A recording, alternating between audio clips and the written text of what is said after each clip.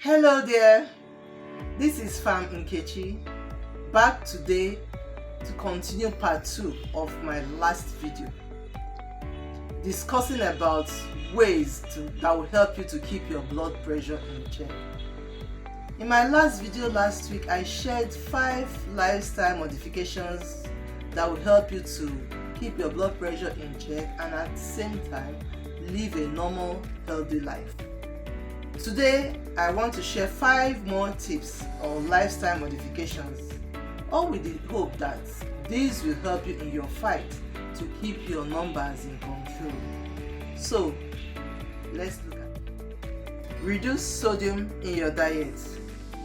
If you have high blood pressure, a small reduction in the amount of sodium in your diet can improve your health and improve your blood pressure by reducing it by about 5 to 6 millimeter mercury.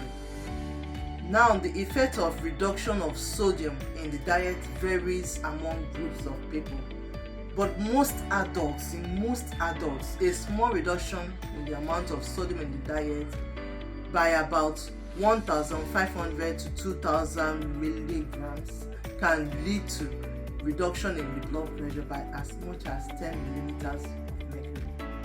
So let's look at some practical tips on how to reduce sodium in the diet. Number 1, try and eat less of processed foods. If possible, stop eating processed foods. The amount of sodium in the diet most times, in the natural food that we eat most times, is very, very little. It's not a problem. Most sodium that we find in the diet are usually added when processing of foods take place. Next is to read food labels. If possible, choose low sodium alternatives for any foods or beverages that you're buying. This can be done when you look at the food labels. Next, don't add salt to your diet.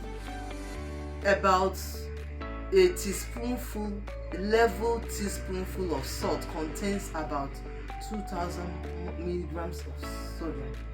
So what it means is that if you can't really cut down on salt suddenly, you can cut down on it gradually, because salt intake exposes you to the intake of sodium.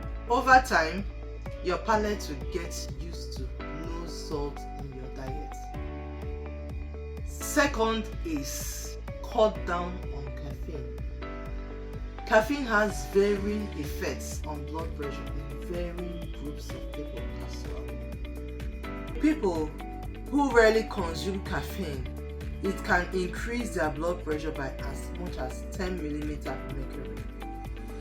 But the people who consume caffeine regularly, they can take it and it might not have any effect on their blood pressure. Although the long-term effects of caffeine on blood pressure is not yet very clear, but it's possible it can cause increase or rise in blood pressure. Why not try and check it out by yourself by doing this? Check your blood pressure within 30 minutes of taking a caffeinated beverage. If your blood pressure rises by as much as 5 to 10 millimeter of mercury, it is possible you are sensitive to the blood pressure effects of caffeine. Whatever the outcome, whatever the case, or whatever the result you get, it is still best to talk with your doctor about the blood pressure effects of caffeine so that you can be sure where you stand. 3. Reduce your stress. Both chronic and occasional stress has an impact on blood pressure.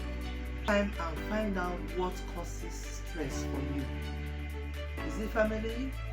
Is it income, finances? Is it illness? Once you identify the cause or causes of stress for you, then next is try to eliminate or reduce them to the barest minimum. Practical steps to achieve this include: first, change your expectations by planning out your day and focusing on things that are priority to you. Next, also focus on things that you know you can change and try and solve as many of them as you realistically can. Also, avoid stress triggers. For instance, rush hour traffic could be one. You can avoid it by trying to beat it, leaving the house earlier than usual. Some people are causing stress for you. Try to avoid contact with those people. Next, make out time for relaxation and indulge in activities that you enjoy doing. Then finally on this, practice gratitude. You might not know it, but you've achieved a lot already, but you might not just be aware of it.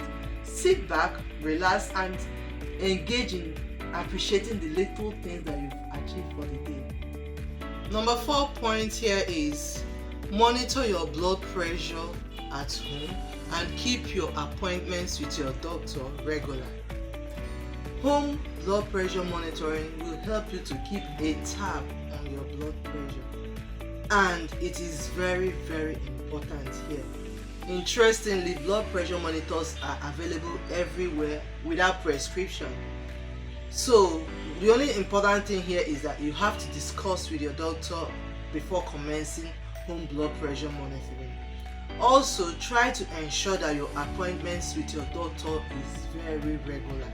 This will help to keep your blood pressure in control. Get support. Family and friends can offer you support that might improve your outcome.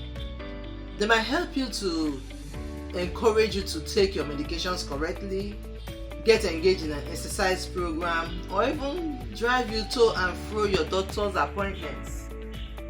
At times, support groups also exist for people who need extra support from peers. This can link them to people who can give them encouragement and moral boost, and even people who can share tips with them on how to live a better life with their condition. In conclusion, you can practice some of these lifestyle modifications that I've shared for these videos, and I sincerely hope that they might help you to improve your outcome while managing your blood pressure. Don't forget to like my video, subscribe to my channel if you've not done so, and share with your friends to get value as well. See you next week. Bye.